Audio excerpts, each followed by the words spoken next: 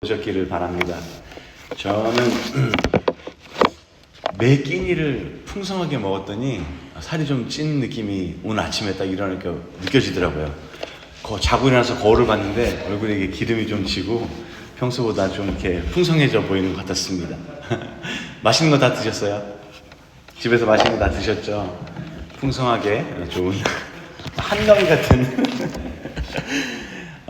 저는 아틀란타를 다녀왔는데요. 친구들이 1년에 한 번씩 모이는 그런 자리입니다.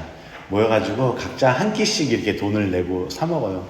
뭐 중식도 사 먹고 한식도 사 먹고 일식도 사 먹고 하는데, 그렇게 매 끼니를 계속 채워 먹고 그 다음에 또 밖에 추우니까 나가지도 않고 집에서 계속 이렇게 수다만 떨다 보니까 정말 풍성한 추수감사절이 되었습니다. 오늘은 이제 대강절 첫날입니다. 이제부터 계속해서 예수 그리스도의 오시는 것을 우리가 기억하고 또 기념하는 그런 주일들이 될 건데요. 오늘 처음 저희가 고른 본문이 바로 이사야 9장 2절에서 7절까지 하나님께서 우리에게 빛을 주시겠다라고 약속하신 그 약속의 빛에 대한 내용입니다. 예수께서 오시는 것을 우리는 이 빛이 오셨다라고 표현하죠. 제가 지난달에 저희 아이들과 함께 맨하탄에 가서요. 아이들과 가능하면 맨하탄에 안 가려고 해요. 워낙 정신없고 시끄럽고 막 이렇게 저도 자꾸 짜증내게 되니까. 근데 그날은 공연을 보는 날이었습니다. 좀 큰 마음을 먹고 그 라디오 시티라는 곳에 가서요. 크리스마스 스펙타클이라는 쇼를 봤습니다. 굉장히 유명한 쇼고 1933년부터 시작된 쇼라고 합니다. 꽤 재밌어요. 근데 이 제목 스펙타클이라는 이 제목답게 특별한 스토리 라인이 없어요. 무슨 얘기인지 보고 나면 아무것도 생각이 잘 안 나요. 뭔 얘기였지? 둘이 대화하면 다 다른 얘기를 해요. 그냥 스펙타클한 것만 막 모아놓은 겁니다. 크리스마스에 관련된 다양한 볼거리들을 모아놨습니다. 뭐 호두까기 인형도 나오고요. 그 다음에 캉캉 댄스하는 것도 나오고요. 산타의 선물 장면도 나오고, 그 다음에 뉴욕의 화려한 길거리들이 어떤 하나의 흐름 없이 계속해서 나열되기만 하고 있습니다. 그러다가 이 쇼의 마지막쯤에 가면요, 정말로 그 뜬금없다라는 표현이 딱 맞는데요. 뜬금없이 예수님의 탄생 장면이 나옵니다. 굉장히 아이러니하죠. 예수님의 탄생을 기념하는 크리스마스에 예수님의 탄생 장면이 나오는데 우리는 모두 뜬금없다라고 느꼈습니다. 이 장면이 나올 때 저조차도 굉장히 낯선 장면인데 라고 생각할 수밖에 없었습니다.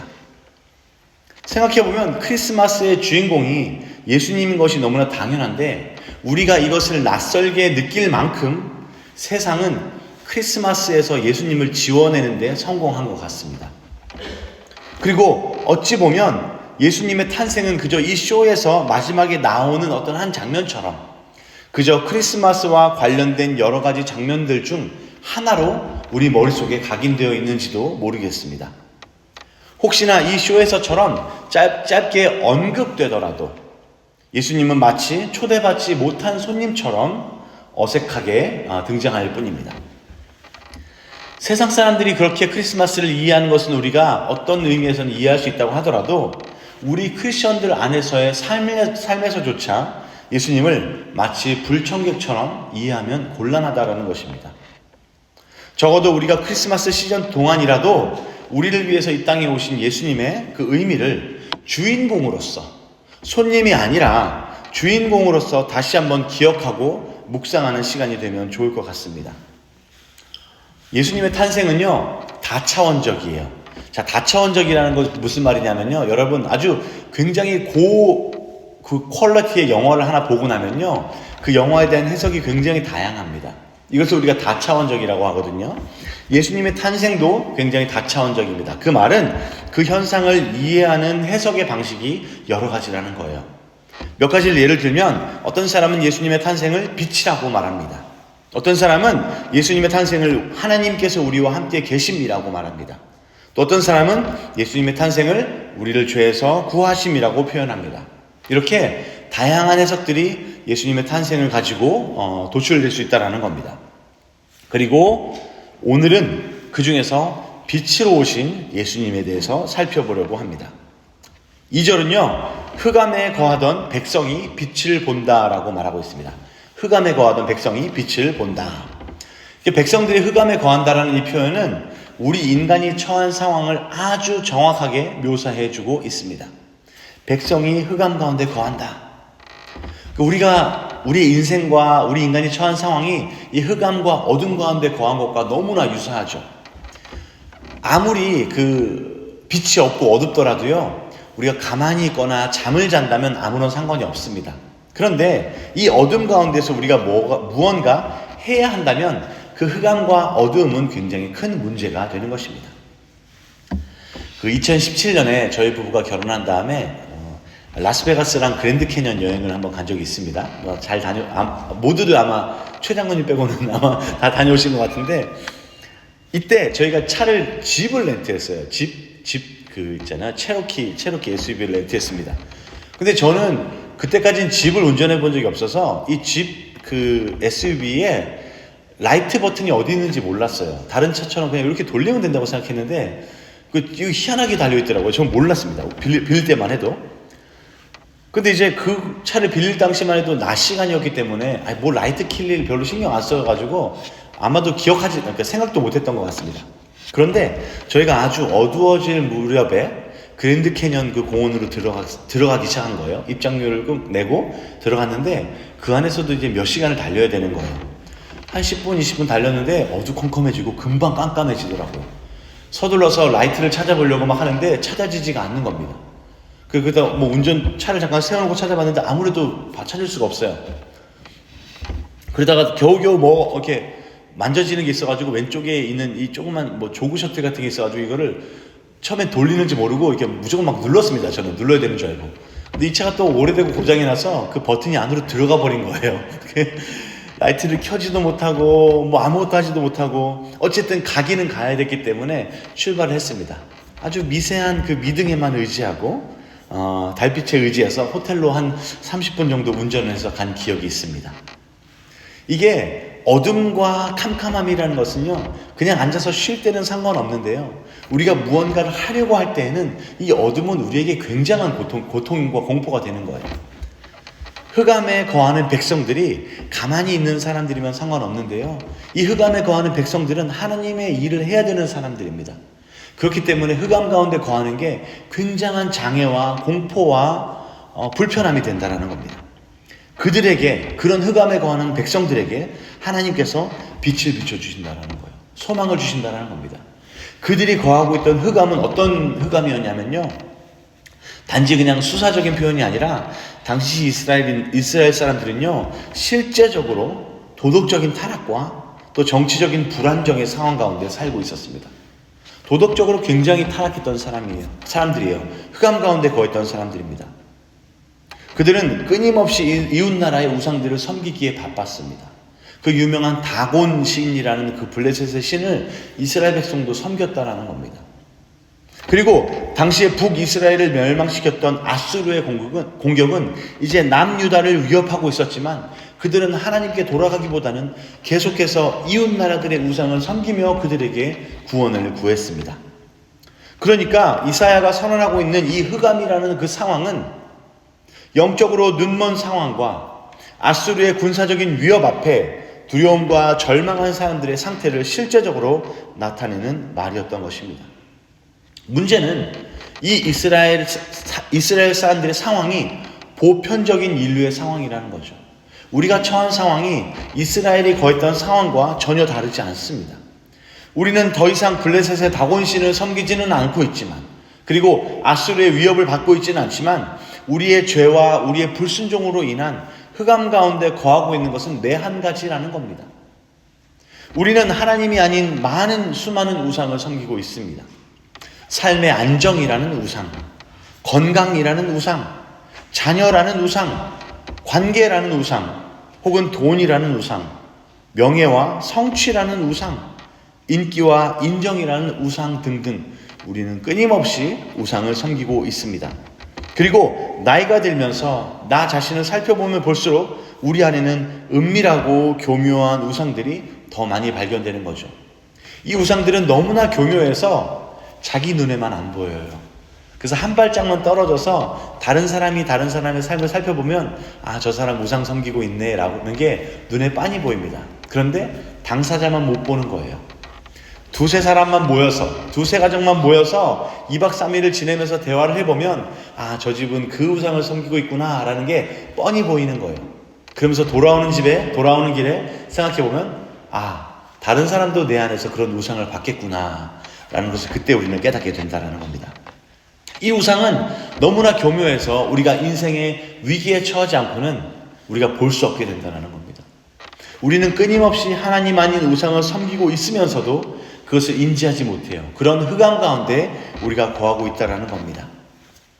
또한 우리는 아수르의 군사적인 위협을 받고 있는 것은 아니지만 우리는 하나님의 뜻을 대적하는 악한 세력의 위협을 날마다 받고 있습니다. 우리는 관계의 단절을 경험하고 있고요. 우리는 삶의 참 의미를 상실한 채 살아가고 있습니다. 또한 경쟁과 증오가 가치관이 된 세상 가운데 날마다 공격을 받으면서 살아가고 있습니다. 사도 바울도 이런 흑암과 같은 상황을 에베소서에서 설명하고 있습니다. 사도 바울은 에베소서 2장 12절에서 이렇게 말합니다. 그때에 너희는 그리스도 밖에 있었고 이스라엘 나라 밖의 사람이라 약속의 언약들에 대해서는 외인이요 세상에서 소망이 없고 하나님도 없는 자이더니 이렇게 우리 인류가 처한 상황이 바로 하나님 없는 흑암의 상황이라는 겁니다. 그때 우리에게 빛이 필요하다라는 것을 인식해야 합니다. 그때 우리에게 빛이 필요하구나라는 것을 인식해야 되는 거예요. 그러려면 내가 흑암 가운데 거하고 있구나. 내가 우상을 섬기고 있구나. 내가 세상에 악한 영향을 받고 있구나 라는 것을 가장 먼저 인식해야 된다는 겁니다. 이 인식이 없이는 우리는 빛이 필요하다라는 생각조차 하지 못하기 때문입니다. 우리 오히려 빛이 우리에게 다가올 때 우리는 그것을 불평하고 그로부터 도망할 것이기 때문입니다. 3절에서 5절까지는 그 흑암 안으로 빛이 찾아온다라고 말합니다. 빛이 찾아온다라고 말해요. 근데 여기서 문학적인 표현이 굉장히 두드러지는데 3절에서 5절에 보면 빛이라는 이 단어를 사용하지 않고도 빛의 이미지를 설명하고 있습니다. 3절에서 5절까지는요 빛이라는 단어가 등장하지 않습니다. 근데 우리가 3절에서 5절까지 읽고 있다 보면 빛이라는 이미지가 머릿속에 그려지는 거예요. 보시면요 여기서 주도적인 이미지들은 다음과 같습니다. 여기서 주도적인 이미지들은 이 나라를 창성하게 하셨으며 즐거움을 더하게 하셨고요. 추수하는 즐거움과 탈취물을 나눌 때의 즐거움, 그 다음에 무겁게 맨 멍에를 벗겨주시는 것, 채찍을 꺾으시는 것, 막대기를 꺾으시는 것, 이런 이미지들이 우리에게 빛이라는 이미지를 그려주고 있다는 거예요. 여기서 흥미로운 단어가 하나 등장하는데요. 4절입니다. 미디안의 날과 같이 하셨습니다. 미디안의 날과 같이 하셨습니다. 이게 무슨 말이냐면요. 기드온이 미디안에 맞서 싸우던 그 날과 같이 하셨다는 말이에요. 그래서 이스라엘 백성들은 기드온이 미디안에 맞서서 싸워서 이긴 승리를 잘 알고 있잖아요. 그래서 그 미디안의 날이라고 하면 머릿속에 대번에 떠오르는 이미지가 하나 있습니다. 그것은 바로 항아리 속에 담긴 횃불이라는 겁니다. 기드온이 미디안을 어떻게 싸워서 이겼습니까? 그는 한밤중에 미디안의 군사 진영으로 횃불을 이 항아리 안에 숨겨서 들어갔습니다.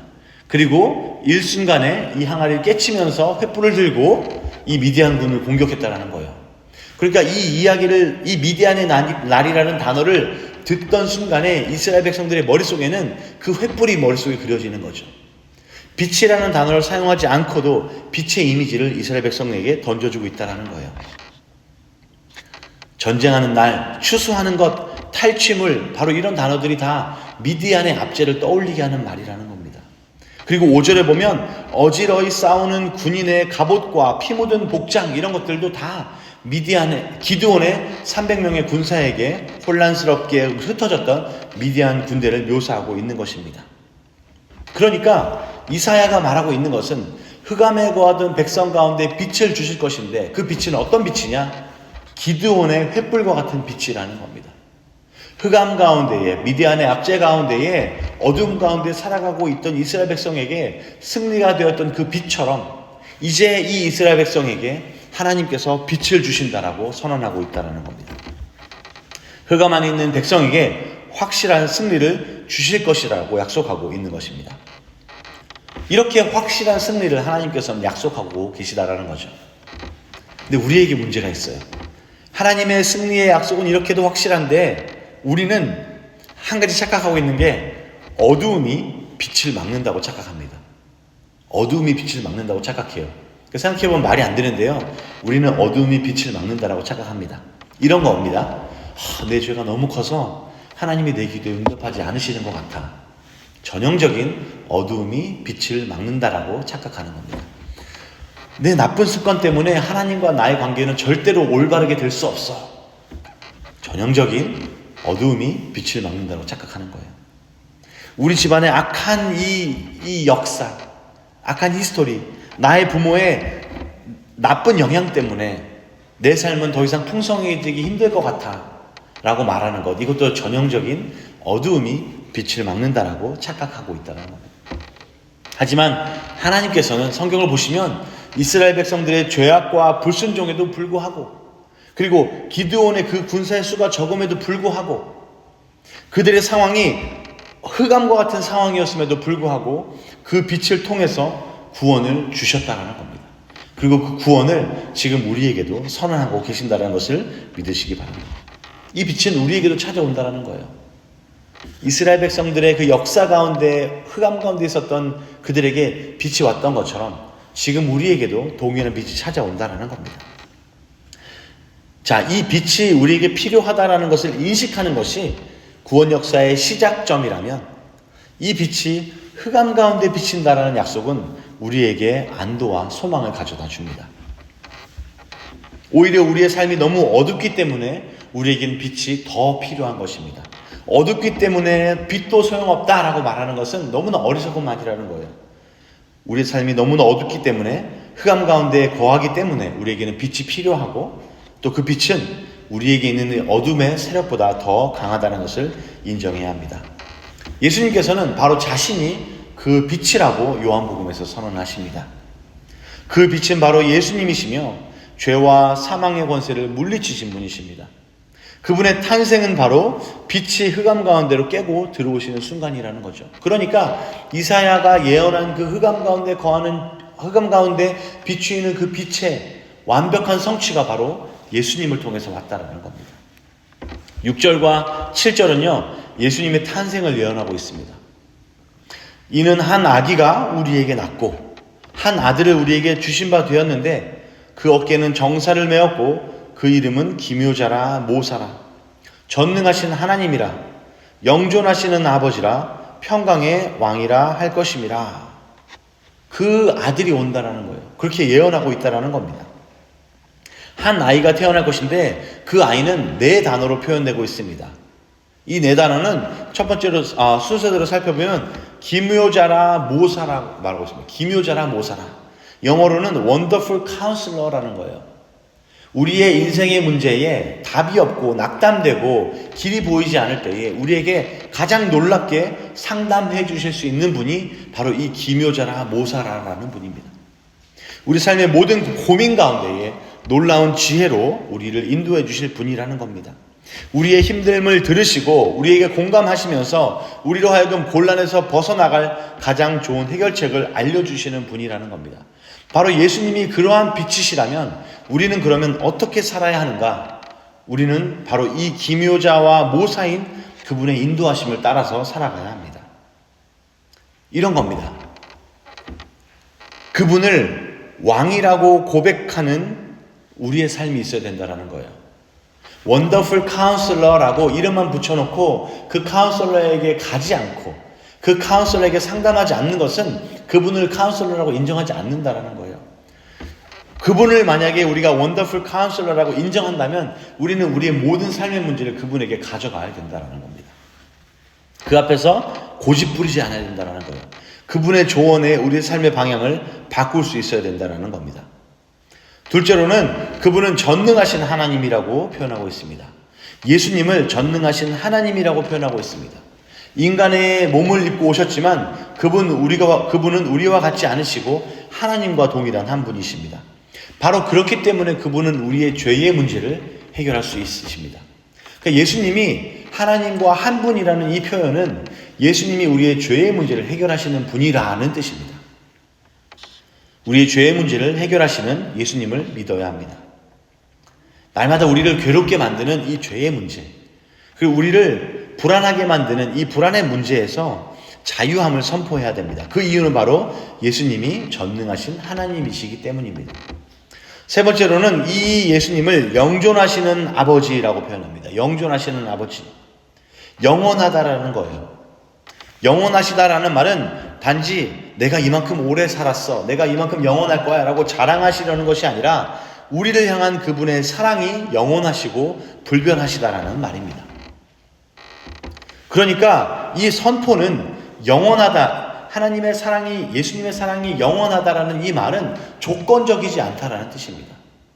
내가 어떻게 살았는지와 상관없이 우리를 위한 하나님의 사랑은 영원하다라는, 불변하다라는 것을 우리가 믿을 수 있게 되기를 바랍니다. 마지막으로 평강의 왕이라고 말하고 있습니다. 평강의 왕, 그 평강의 왕은 전쟁을 멈추게 하고 증오를 사라지게 하고 갈등을 해결하며 경쟁을 없애고 우리로 하여금 더불어 살게 하는 왕이시라는 거예요. 그렇다면 그 평강의 왕을 인정하는 우리의 삶은 우리의 삶 가운데서 갈등과 싸움과 분쟁과 경쟁이 없어야 한다는 겁니다.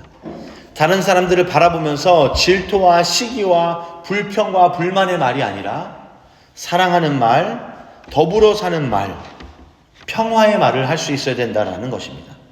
바로 이것이 우리의 흑암 가운데 있는, 우리 흑암 가운데 비추신 예수님이라는 빛의 의미라는 겁니다.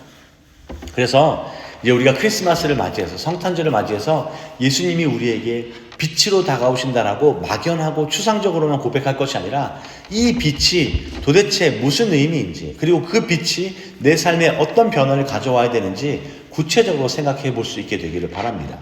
평강의 왕이시라면 우리의 입에서 평강의 말이 나가야 됩니다. 우리의 표정에서 평화로운 표정이 나가야 된다는 거예요.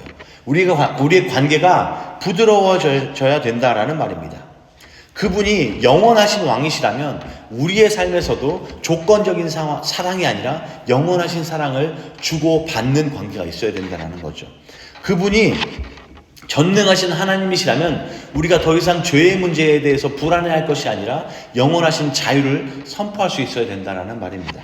그분이 만약에 원더풀 카운슬러라고 우리가 인정한다면 그 빛을 받은 우리는 하나님께, 예수님께 우리의 모든 삶의 문제를 가져가고 겸손히 그 앞에 무릎을 꿇을 수 있어야 됩니다. 여러분 주변에서 사람들 가운데 가장 짜증나는 친구가 누구예요? 조언 한참 해주면 그 조언대로 안 하는 친구잖아요.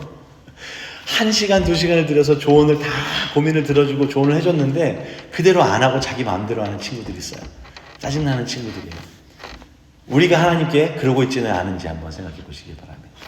우리 삶의 문제를 하나님께 다 가져가요. 그럼 하나님은 그걸 다 들으시고 우리에게 완벽한 길을 알려주세요. 근데 우리는 그걸 듣고 나서도 또 자기 마음대로 가는 거예요. 그런 관계를 맺어가지 않기를 바랍니다. 성탄절을 맞이해서 우리의 흑암 가운데 오시는 이 빛이신 예수님을 기억할 수 있게 되기를 바랍니다. 기묘자라 모사라, 전능하신 하나님이라, 영존하시는 아버지라, 그리고 평강의 왕이신 예수님을 우리 삶에서 인정하고 받아들이게 되기를 소망합니다. 같이 기도하시겠습니다.